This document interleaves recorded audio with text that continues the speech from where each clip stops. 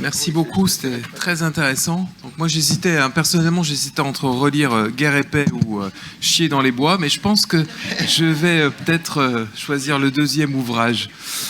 Ça m'a l'air plus intéressant. Alors la discussion est ouverte. Si ça marche. Oui. Bonjour. Alors j'ai des remarques ou questions du coup en tant que véto. La première réflexion que je me fais toujours par rapport à la médecine humaine, ce qui m'étonne toujours, mais bon, vous devez avoir l'explication, c'est à chaque fois, nous on est tellement habitués avec les animaux d'avoir une variation de poids, donc de 2 à 80 kg, qu'à chaque fois, nous, nos posologies sont en milligrammes par kilo. Et à chaque fois, ça m'étonne que chez un adulte, alors pourtant il peut quand même y avoir des variations de poids, ce soit toujours en milligrammes par individu. Est-ce que ça peut pas expliquer aussi pour certains antiparasitaires ou ce genre de choses? Enfin, c'est juste une interrogation purement, voilà non, quoi. Non, on n'a quasiment que des médicaments. Alors, les posologies sont liées au fait qu'on considère qu'un enfant n'est pas un adulte. Oui. C'est pour ça d'ailleurs qu'il y a de la pédiatrie. Alors vous allez me dire jusqu'à quand va un enfant, ça se discute beaucoup. Un pédiatre vous dira que jusqu'à 4 ans, après c'est quasiment un petit adulte. Mais les posologies sont très variables parce que les métabolisations sont différentes chez l'enfant et chez l'adulte. Mais après, dès l'instant où on a la même métabolisation, on ne prend pas en compte la différence de poids. D'accord. Donc voilà, c'est toujours, c'est à peu près toujours la même dose.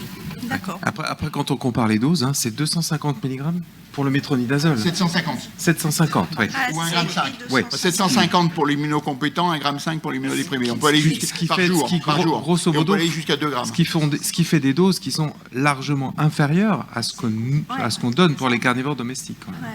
Et donc, la ratio. Ouais.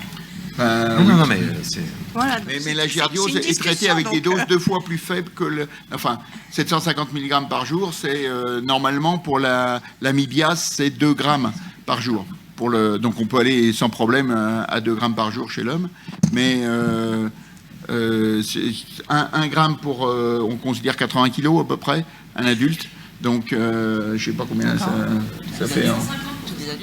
Deuxième réflexion, vous avez parlé des mastocytes. Est-ce que, du coup, il y a eu des études sur l'utilisation des antihistaminiques, type notamment, pourquoi pas anti-H2, s'il y a des douleurs abdominales ou ce genre de choses? Oui, on a essayé, mais ça ne marche pas. Ah voilà. Donc, nous, on a essayé. Par contre, je pense que ça peut marcher au niveau cutané, peut-être. Ah. D'accord. Et ensuite, quand on associe le fenbendazole et le métronidazole, nous, en médecine vétérinaire, on change les doses ou pas de métronidazole? Et quid de la neurotoxicité, notamment sur les propriétaires de MDR1 possibles, qui sont très regardants sur les molécules, sur les doses, sur les risques de neurotoxicité, même si ça n'a pas été forcément démontré? Je sais qu'il y a... je ne suis pas trop spécialiste, mais en discutant avec des vétérinaires, notamment sur le chat, il y en a qui ne mettent pas 50 mg, voilà, parce que c'est vrai que c'est à la limite de la toxicité. Alors bon, quand on voit avec le ronidazole, généralement, quand on arrête le médicament, ça s'arrête. Donc il est probable qu'on ait les mêmes phénomènes. Donc comme c'est sur 7 jours, voire plus, on peut après arrêter. Mais c'est vrai qu'il faut faire attention sur ça. Mais chez MDR1, on a vraiment des soucis et heureusement qu'on en a de moins en moins. J'ai la faiblesse d'être aussi pharmacien et donc du coup j'ai étudié un peu la toxicologie et je pense que le chat a sulfoconjugue pas si je me trompe pas, et le chien lui a à peu près le même métabolisme que chez l'homme, et chez l'homme quand vous faites association benzimidazolé métronidazole, on n'a aucun problème et on n'a pas plus d'effets secondaires, et même on peut faire ça pendant 15 jours où il n'y a aucun problème. Ma première question, c'est est-ce que des études ont été faites chez les personnels de cabinets vétérinaires sur une contamination? Est-ce que les tests rapides antigéniques fonctionnent, qu'on utilise en cabinet vétérinaire, sont utilisables chez les humains également? Et s'il y a des guérisons spontanées? il y a des guérisons spontanées, oui, mais on ne sait pas pourquoi. 2, vous avez parlé des tests, je pense que ça fonctionne, il n'y a pas de raison. Alors ça, ça n'a pas été testé, mais c'est les mêmes génotypes, donc il n'y a pas de raison que ça ne fonctionne pas. On a des tests également pour Giardia, on a des ELISA, nous également. Donc je pense, a priori, que ça devrait marcher. Et la première question, c'était... Ah, eh ben non, on n'a pas eu Alors, autant chez Crypto, par exemple, ça est très bien décrit, autant on n'a pas eu de description pour l'instant de giardiose chez le personnel vétérinaire. Mais ça serait intéressant.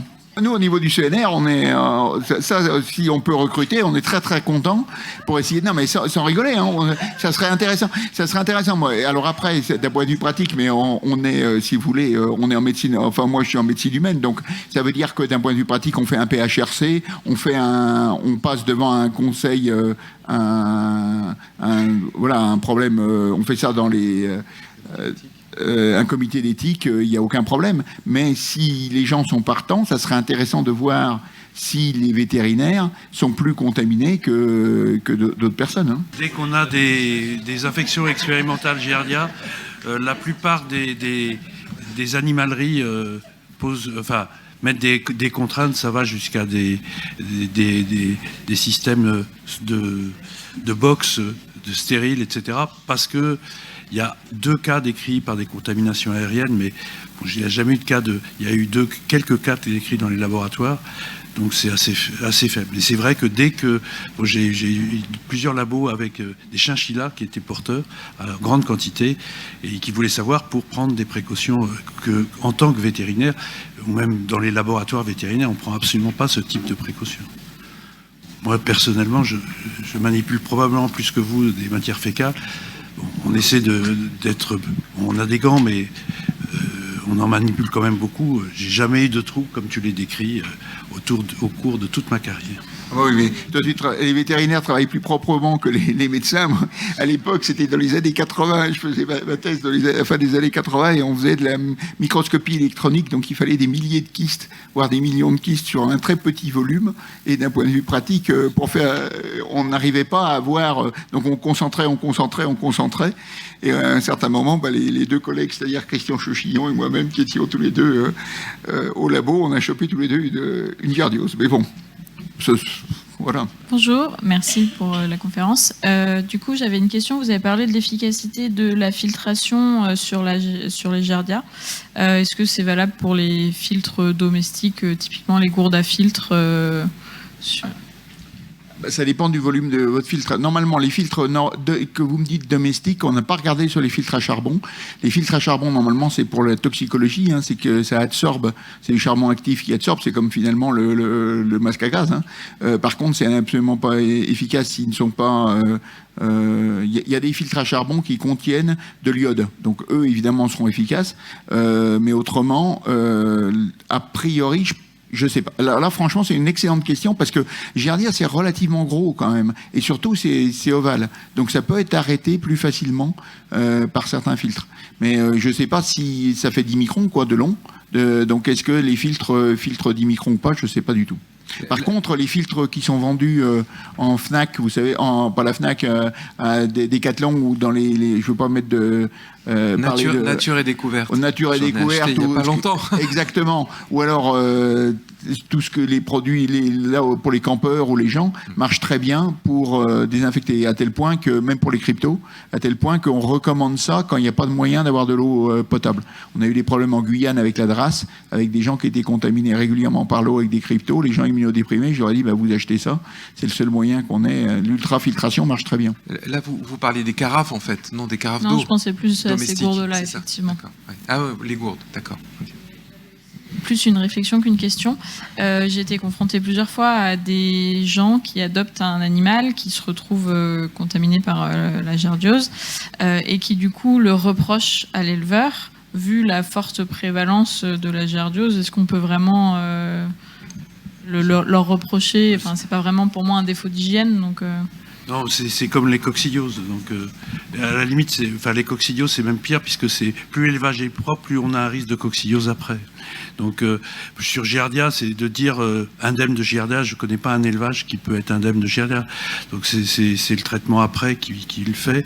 Ce qu'on peut observer, nous on en observe assez bien à l'école vétérinaire, parce que les chiens, on dit chiens, donc il y a des chiens qui récidivent, qu'on n'arrive pas à se débarrasser et qu'on peut faire plein de fois et je vois qu'à Lyon c'est pareil, mais voilà, nous on a une source de contamination qui est très forte, puisque le campus, il y a plein de chiens, il y a plein de flaques d'eau en hiver, donc là ils se recontaminent tout le temps, et il y a des chiens, on traite une fois et puis c'est bon, d'autres quelquefois une deuxième fois, puis d'autres impossible, donc on a vraiment, il y a le hasard, mais il y a des recontaminations dans l'environnement qui sont extrêmement fortes, donc accuser l'éleveur, non. Oui, moi, c'était par rapport aux asymptomatiques. Si, par exemple, dans une famille, j'ai 2 chiens, un qui est symptomatique et que je traite et qui récidive sans arrêt, mais que l'autre est asymptomatique, j'ai intérêt systématiquement à traiter même les asymptomatiques. Oui, je pense que là, ça dépend d'autres, mais après, il y a l'environnement. Si vous êtes à l'école vétérinaire, vous ne traitez pas... l'environnement est complètement contaminé, oui. Donc soit vous les gardez chez vous tout le temps, mais c'est impossible, soit vous saurez qu'ils se recontaminent à un moment ou à un autre. C'est le problème de l'environnement. Mais les asymptomatiques, faut traiter ou pas du tout? Sur des jeunes, il y a très probablement, ils sont porteurs. Quand on cherche avec de l'immunofluorescence, mais on en trouve... Dernièrement, j'ai fait une expérimentation sur des animaux qui avaient 18 mois, donc je me dis, je vais peut-être trouver des négatifs. Aucun. Sur 30 animaux, à aucun moment, il y a eu un comptage négatif en immunofluorescence. Et je voulais aussi, par rapport à la remarque du lait maternel, est-ce qu'une complémentation en acide gras saturé peut être positive dans un traitement de gardiose? Puisque, enfin, voilà. Ça s'observe sur d'autres parasites, mais c'est un régime exclusif, là, donc c'est différent. En revanche, il est probable, je ne l'ai pas montré, mais c'est des travaux en cours, il y a aussi un rôle sur les selles biliaires déconjuguées. Et les selles biliaires déconjuguées se déconjuguent à un cycle assez complexe. Et il y a quelque chose qui fait que ça bouge. Donc toute la flore intestinale est un élément important. Les lactobacilles, mais certains lactobacilles ont un effet anti-Giardia. On l'a montré sur des thèses. Donc il y a des effets. Après, pour trouver le mécanisme et surtout le probiotique qui marche, c'est beaucoup plus complexe. Mais je pense que, comme pour d'autres parasitoses, hein, c'est l'équilibre flore, dysbiose et parasite est un élément important. André Buret l'a montré, il l'a même montré sur Giardia, en contaminant les Caenorhabditis, qui est un nématode de laboratoire pour travailler des systèmes sains. Donc je pense que c'est plus sur des pistes comme ça qu'il faudra travailler dans l'avenir. Chez l'homme, d'un point de vue pratique, moi je leur dis parce que sur Giardia, moi je leur dis de traiter toute la famille, même s'ils sont asymptomatiques. Quand on regarde bien, les prévalences chez le chat et chez le chien sont beaucoup plus faibles chez le chat, et c'est un animal qui est beaucoup plus propre, qu'on ne trouve pas dans les zones humides. Donc il y a bien de phénomènes d'humidité qui jouent de façon importante. Et même en élevage de chats, on n'a pas souvent ces problèmes. Dans certains élevages, il y a vraiment un souci de giardiose. Et puis le fait qu'on soit passé, sur de la toxocarose, qu'on soit passé des benzimidazole qu'on utilisait au maximum au lactose macrocyclique, ont fait qu'on a fait diminuer de façon importante les traitements au benzimidazole dans de nombreux élevages de chiens, puis on a eu des épidémies de giardiose importantes dans ces élevages. Donc il y a vraiment un phénomène je dirais de débordement, parce qu'on a toujours des giardias, mais d'un seul coup ça devient extrêmement important. Bonjour. Vis-à-vis à la giardiose chez les enfants, vous avez dit que l'incidence elle est importante dans l'âge de 3 à 4 ans. Vu le contact dans les écoles et tout, est-ce qu'on peut accorder ceci à une mauvaise prise colostrale de lait maternel, mauvaise prise du lait maternel et tout? C'est-à-dire que chez l'homme, l'allaitement en général, ça s'arrête à 1 an. Alors il y a des pays où on allaite plus longtemps, jusqu'à 2-3 ans. Mais là où j'ai travaillé, moi, c'était le Pérou. L'allaitement, ça dure 1 an. Donc 3-4 ans, c'est l'âge à laquelle les enfants vont à l'école. Et donc ils se retrouvent entre eux. Et comme il y a beaucoup d'enfants qui sont contaminés, on a énormément d'épidémies dans les crèches. On a énormément d'épidémies dans les écoles maternelles de giardiose. Même en France, on a les épidémies qu'on a retrouvées très souvent, c'était dans les crèches. Bonjour. Merci pour la qualité des présentations. Je voulais juste revenir sur le lien entre dyspepsie et giardiose. Chez le chien, pour l'instant, la dyspepsie n'est pas très bien connue, pas très bien détaillée, mais on a quand même le sentiment, on voit beaucoup de chiens qui ont une dyspepsie, en tout cas qui ont des douleurs abdominales, des troubles digestifs, du haut appareil digestif, pardon. Et on fait un bilan lésionnel, on fait une copro, on trouve rien du tout. Et en discutant avec le propriétaire, on se rend compte qu'il y a une giardiose dans les 4, 5, 6 ou même 1 à 2 ans avant. Est-ce que chez l'homme, il y a de tels délais entre le diagnostic de la dyspepsie et Oui, oui. Okay. Oui, ça. Nous, on a des gens qui ont des syndromes de l'intestin. Le syndrome de l'intestin irritable chez l'homme, c'est 60% des causes de consultation chez le gastro-entérologue. Donc, c'est excessivement fréquent. Alors, tous les syndromes de l'intestin irritable ne sont pas liés à une infection, mais il y en a à peu près 20% qui sont secondaires à une infection, alors souvent bactérienne, mais également parasitaire. Et malheureusement, on n'a pas tellement de traitement. Nous, on avait la somatostatine et des analogues de la somatostatine, un modèle animal marchait. Et c'est impossible de traiter les gens comme ça. Et autrement, on n'a pas tellement de traitement, malheureusement. Okay. Et mais par contre, il est tout à fait possible que si vous avez l'impression que votre chien le chien a une dyspepsie et qu'il a été infecté, ça soit ça. Okay. Et est-ce qu'il y a également un lien avec des crises d'épilepsie plutôt focales, digestives? Parce que pareil, on a quelques cas de chiens où il y avait des douleurs abdominales très très marquées, qui ont eu des giardioses dans le passé, et qu'on met sous phéno par exemple, et ça permet de résoudre totalement les signes cliniques. Est-ce que c'est également décrit chez l'homme ou... Non, chez l'homme, on n'a pas de crise d'épilepsie. Okay. Les seuls phénomènes entre guillemets neurologiques, c'est une diminution du quotient intellectuel des enfants qui ont fait plus de 4 ou 5 épisodes de giardiose avant l'âge de 2 ans. Et c'est des études qui ont été faites par des Américains, donc au Pérou, dans les écoles, à l'âge de 7 à 8 ans. Donc c'était 5 à 6 ans après. Pour montrer ça quand même d'un effet, une liaison, il faut faire des études prospectives. Et ça pourrait se faire éventuellement sur des chiens, les handichiens ou ce type de chiens on a pendant une période et les suivre, mais il faut au moins suivre pendant toute la vie de l'animal. Si on a ces entre guillemets très beaux résultats à Bergen, c'est parce que justement c'était une population totalement indemne, qui restait indemne, et donc on a pu suivre. Là ils l'ont suivi pendant les derniers articles, je ne sais pas s'il y en a eu après, c'était 6 ans, donc on n'a jamais fait ça chez le chien. Donc, parce que une fois qu'on arrive, on se dit oui il y a eu ça, mais est-ce qu'il y a une différence? C'est impossible à dire. La différence aussi, c'est que l'homme, il va voir le patient, parce que si 6 ans après, il continue à avoir mal, vous continuez au ventre, il vient vous voir. Donc, pour nous, c'est plus simple quand même, parce que c'est lui qui vient directement voir le soignant. Du coup, moi j'avais une question sur les cas asymptomatiques, parce qu'on a vu qu'il y a quand même chez l'humain beaucoup de porteurs aussi asymptomatiques, et avec le fait que vous conseillez de traiter le reste de la famille s'il y a un cas clinique avec le reste de la famille qui a l'air asymptomatique, est-ce que ces asymptomatiques, justement, en les suivant dans le temps, ils finissent par éliminer eux-mêmes la giardiose, ou alors est-ce qu'à un moment donné, il va y avoir une giardiose clinique et... Ça n'a jamais été fait. Et vous n'arriverez... Enfin, pratiquement, vous n'arriverez pas à récupérer des selles de quelqu'un qui n'est pas malade pour savoir s'il continue à être infecté.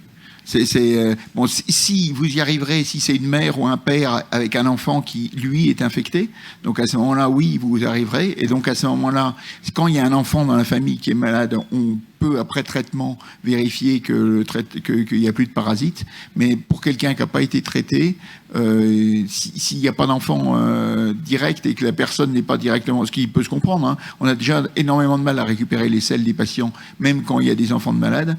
Si on n'a pas d'enfants de malades, on n'arrivera jamais. Alors, juste deux questions. La première, c'est... au niveau des médecins, globalement, est-ce que votre sentiment à vous, c'est qu'ils sont bien formés sur ces thématiques-là ou pas Oui et non. La giardiose, oui, je pense. Parce que, bon, sur Giardia, c'est relativement simple. Je connais pas grand-chose, mais je suis le seul à travailler sur la giardiose en France depuis des années et des années. Donc, évidemment, à chaque fois, et sur les traitements dans le monde, j'étais quasiment tout seul aussi. Donc, j'avais des Australiens qui m'appelaient, des Américains, etc. Parce que ça intéressait personne. Et d'un point de vue pratique, j'ai été invité par la Société gastroentérologie, la Société française de gastroentérologie pédiatrique, pour en faire un topo. Et les types m'ont demandé, vous faites un topo sur la giardiose. Alors, je n'avais pas fait un topo sur la giardiose parce que j'ai l'esprit un peu tordu. Et puis, deuxièmement, je voulais qu'il soit sensible à la cryptosporidiose. Mais par contre, la giardiose, ils connaissaient bien. Et ils ont des problèmes de giardiose. Donc ça, oui, les pédiatres, les gastroentérologues connaissent bien la giardiose. Oui. Même les médecins généralistes aussi, oui. Je suis un peu dubitatif sur ce que tu dis parce que tu étais encore responsable du labo de l'UMR et on a été évalué. Et c'était un collègue médecin et notre mathématique, donc une thématique d'un groupe du labo, c'était Giardia. Et la question qui m'a été posée, ah bon, vous arrivez à trouver sur cette maladie du financement? Mais ça n'existe pas, la giardiose. C'était presque ça. Donc je te dirai en off qui c'était. D'accord. Bien, mais c'est vrai qu'on n'arrive pas à trouver de financement. Ça, c'était, ça c'est un autre problème. Mais c'est pour ça aussi qu'il n'y a pas grand monde qui travaille dessus. Mais d'un point de vue clinique, quand même, systématiquement, la giardiose, alors ils s'appellent ça, il y a des vieux médecins qui appellent ça l'ambliase, mais bon, peu importe, mais ils connaissent quand même. Normalement, ils connaissent. Et juste un commentaire par rapport à ça. Enfin, on le redit à chaque fois dans toutes ces présentations croisées. Il faut bien avoir à l'esprit qu'en fac de médecine, la parasitologie, ça représente quelques heures de cours. Voilà. 6 heures. Alors bon. Exactement. La totalité parasito-pico. Alors pensez à ce que vous avez, entre guillemets, subi, ou ce dont vous avez bénéficié dans les écoles vétérinaires, c'était pas 6 heures, c'était beaucoup plus. Mais c'est juste pour donner une sorte de un petit rappel sur l'importance relative de la parasitologie en médecine humaine par rapport à beaucoup d'autres maladies infectieuses qui sont beaucoup plus, dans les pays tempérés, j'entends, qui sont beaucoup plus importantes. Voilà, c'est tout. Et souvent, ça se résume à un cours sur la toxoplasmose et sur le paludisme. Voilà. Peut-être un petit peu Giardia. Non, mais on parle un peu de Giardia quand même. Bon, quand je dis non, mais toi, bien sûr. Non, mais je pense qu'en général, on parle de Giardia. Quand je dis 6 heures, c'est à Rouen, parce que ça a baissé, parce qu'ils ont raccourci les études de médecine. Donc, d'un point de vue, c'est-à-dire qu'ils nous ont dit une première année commune où on fait peu de médecine, et puis la 6e année, vous la blanchissez pour préparer l'internat. Donc, résultat, on s'est retrouvé avec une année de médecine en moins. Donc, du coup, on a raccourci ce qui était évidemment fondamental, la parasito. Donc, il y a un peu de médecine tropicale où il parle un peu de giardiose, de médecine infectieuse où il parle un peu de giardiose, mais en réalité, la parasito en soi, c'est entre 6 et 20 heures par étudiant et par... mais c'est pas la seule chose, la pharmaco, ils y connaissent... Enfin, les médecins, ils connaissent pas grand-chose. Et du coup, sur un humain symptomatique que vous traitez, vous faites un contrôle systématique pour vérifier qu'il a été blanchi, oui ou non, et avec quelle méthode, et au bout de combien de temps, en fait, après traitement? On fait 8 jours après l'arrêt du traitement, parce qu'il peut y avoir une recontamination. On fait 8 jours après l'arrêt du traitement, si jamais il garde des symptômes, et si on arrive à avoir les selles. C'est-à-dire qu'on demande aux gens de le faire, mais on va pas courir après quand on les a pas. Moi, j'ai une question de maman. Et c'est une question qu'on s'est posée beaucoup entre amis, parents, vétérinaires. Et vous avez peut-être répondu du fait du niveau de formation, c'est que nos pédiatres ne nous parlent pas du tout de vermifugation et à chaque fois on est étonnés. Et du coup, dans ce cas-là, quand on en parle, ils nous prescrivent du fluvermal en général. Donc, et du coup, je rebondis un peu sur cette gardiose que je vois qui est présente dans les écoles maternelles et tout. Est-ce que c'est suffisant le fluvermal? Pour vermifuger, le fluvermal, ça marche très bien. Oui. Et pourquoi ils nous en parlent pas spontanément, en fait? De la giardiose? Non, de la vermifugation générale chez l'enfant en bas âge. Parce qu'on fait pas de prévention. Voilà, c'est tout. On fait du traitement et alors de temps en temps on vermifugeait avant, mais maintenant il n'est pas dans les recommandations. On a peur peut-être d'entraîner des résistances au niveau des oxyures. Donc on entraîne spontanément. On ne fait pas de prophylaxie si on ne fait pas de diagnostic. C'est un truc dont nous parlent les grands-mères, donc ma maman, vermifuge ta fille, mais dont la pédiatre ne parle pas. Oui, c'est pas recommandé. Donc on suit les recommandations. Vous savez, on peut avoir. Il faut qu'on fasse attention à ce qui est tout à fait normal à ce qu'on dit, et donc on suit les recommandations internationales. Et dans les recommandations internationales, l'oxure, c'est pas une prophylaxie. Voilà. Mais par contre, les giardia chez l'enfant, c'est très très souvent, chez le petit enfant, c'est très souvent symptomatique quand même. C'est asymptomatique chez l'adulte, la giardiose, mais très très rarement chez l'enfant. Et donc comme c'est symptomatique, on a une suivi du courbe de poids, on a une cassure de la courbe de poids, et la grande majorité des cassures de la courbe de poids, c'est les giardioses. Donc les diagnostics qui sont faits en général chez les enfants. Juste Loïc, c'est une question, c'est drôle parce qu'elle est sortie également au symposium hier. Je pense que la profession vétérinaire a tellement l'habitude de vermifuger et est tellement dressée entre guillemets pour la vermifugation des carnivores domestiques que ça paraît étonnant qu'effectivement pour l'homme on ait complètement abandonné cette logique de vermifugation. Voilà, c'est tout. Mais je pense que la profession vétérinaire a une sensibilisation particulière, je dirais, par rapport à la vermifugation. Je rebondis là-dessus sur les recommandations. Du coup, non, c'est plus pour les vétérinaires de l'ESCAP quand, par rapport justement à ce risque de giardiose chez les jeunes. Est-ce que ça vaudrait le coup maintenant d'intégrer le thimbendazole systématiquement dans nos protocoles de vermifugation systématique des jeunes? En élevage, oui. En élevage, moi j'ai été confronté avec des giardioses terribles. Quand on remontait, ils disaient pourtant j'ai rien changé. Quand on remontait dans l'historique, depuis 3-4 ans, ils étaient passés des benzimidazole au 1000 Bmax. Et donc là, oui, je pense. Et si on regarde bien les préconisations actuelles, alors on reste sur des traitements systématiques, mais on peut faire probablement des alternances, puisque quand même en été, il y a quand même moins de giardiose, c'est moins humide et tout, donc on pourrait faire alternance benzimidazole plutôt l'hiver en termes de prophylaxie du toxocara, et en même temps ça fait giardia. Mais c'est un élément. Alors après, sur l'individuel, c'est une autre chose. Je pense que le système, en plus, Jacques vous en a parlé hier en disant donc il ne faut pas traiter sauf si c'est nécessaire. C'est le système actuel qu'on met maintenant, même ruminant, toutes ces espèces. On dit, moi je dis plutôt, on ne traite pas sauf si c'est nécessaire, qu'il faut traiter le moins possible. Ça ne veut rien dire. Ça veut dire qu'il faut un diagnostic avant. D'accord. Ça veut dire c'est les copros avant. Ouais. Oui, excusez-moi, je voulais faire une remarque par rapport à tout à l'heure sur la durée des enseignements. Les pharmaciens, eux, ont beaucoup plus de parasito. Moi, j'ai 40 heures de parasito-myco en pharmacie. Donc les pharmaciens connaissent beaucoup plus les parasites humains que les médecins en réalité. D'accord. Et deuxième question par rapport à l'alimentation. On n'en a absolument pas parlé, alors que quand j'ai fait un petit peu, il y a eu des confs en gastro-entéro, c'est une vraie interrogation pour les entéropathies répondant au régime alimentaire. Et là, justement, si on est en train de se poser la question autour de giardiose, ça n'a pas du tout été étudié. Quel type de régime alimentaire, quel changement alimentaire on peut proposer, plutôt hyper digestible, riche en fibres, etc. La difficulté, c'est qu'il faut pas. C'est regarder, c'est le microbiote qu'il faut regarder à ce moment-là. C'est aliments, microbiote et parasites. Donc oui, il commence à avoir des études, mais sinon, comme c'est un système très mouvant, dire c'est tel aliment, mais ça dépend aussi de tel microbiote et tout. Pour vous donner une idée, ça a été montré chez la souris sur la même lignée de souris. En fonction du microbiote, vous avez des lignées qui sont pas sensibles, qui sont sensibles à la giardiose. Au modèle expérimental Giardia, qui est un modèle, comme le disait Loïc, qui est un modèle particulier. Alors c'est pas le modèle nouveau-né où là ça marche bien, mais c'est le modèle jeune, 4-5 semaines, où là le microbiote devient fondamental. Et il est très probable que l'orientation se fait évidemment en fonction de l'alimentation. Donc c'est l'ensemble qui a étudié. Ça commence. Nous, on a des éléments.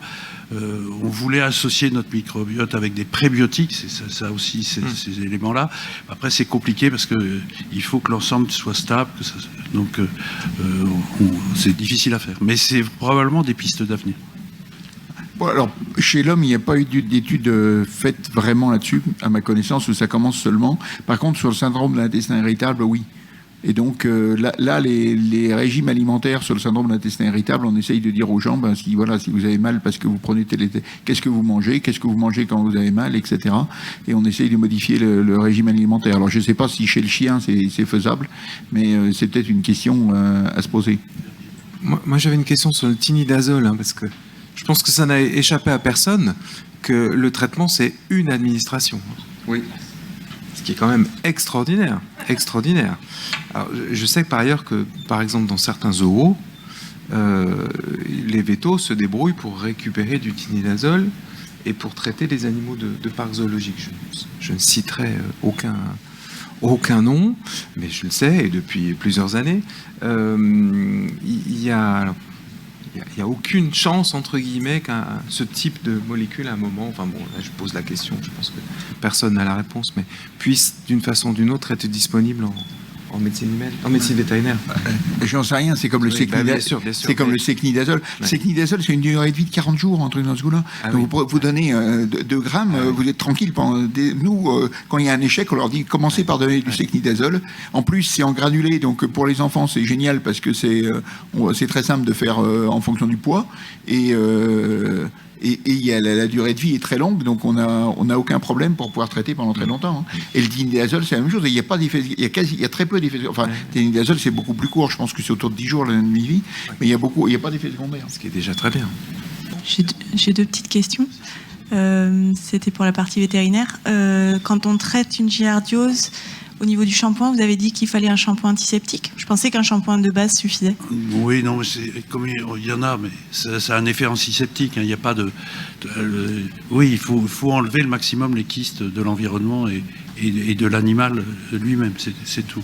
Mais un shampoing à base de chlorhexidine. C'est mécanique. Donc c'est un shampoing. Oui, mais de préférence, il y a un effet un peu supérieur, c'est tout. Mais entre choisir X ou Y, il y a des shampoings qui sont plus antiseptiques, plutôt celui-là que d'autres, mais c'est vraiment l'effet mécanique qui est important. D'accord. Et si les propriétaires ont un animal qui récidive un giardiose, est-ce qu'il faut leur conseiller d'acheter des ammoniums quaternaires pour traiter à la maison ? C'est difficile à dire parce que les études qui ont montré la meilleure efficacité sont anciennes. Il n'y a pas d'études récentes sur les désinfectants. C'est ce qui est dit, mais il est probable que déjà c'est de nettoyer qui est le plus important. Donc c'est d'avoir un intérieur propre et sec. Donc après le souci c'est la recontamination. C'est les zones qu'on peut pas désinfecter, je dirais pas nettoyer. Donc la litière et puis le jardin et l'environnement extérieur. Et ça, il n'y a aucun désinfectant qui va marcher. Donc c'est là. Dans les écoles vétérinaires, il n'y a qu'à se promener. On pourrait regarder, je suis sûr qu'on retrouverait des jardins un peu partout. Et je l'ai fait dans un élevage, je m'étais amusé, on l'avait regardé dans toutes les zones où il y avait de l'eau, on retrouvait des giardias, simplement en sédimentant, en faisant c'était pas du formol parce qu'on faisait de la biologie moléculaire derrière, donc c'était PBS et terre, et on récupérait sur le culot et on retrouvait les giardias sans aucun problème, partout. Et je pense que dans les jardins, un truc à conseiller pour les propriétaires de chiens à giardiose, c'est le ramassage de caca. Enfin, pas que pour eux, pour tous les propriétaires de chiens, le ramassage de caca, et c'est tous les jours. Ça marche pour tout. À la fois pour les parasites et à la fois pour les résidus de produits antiparasitaires qu'on met sur nos animaux.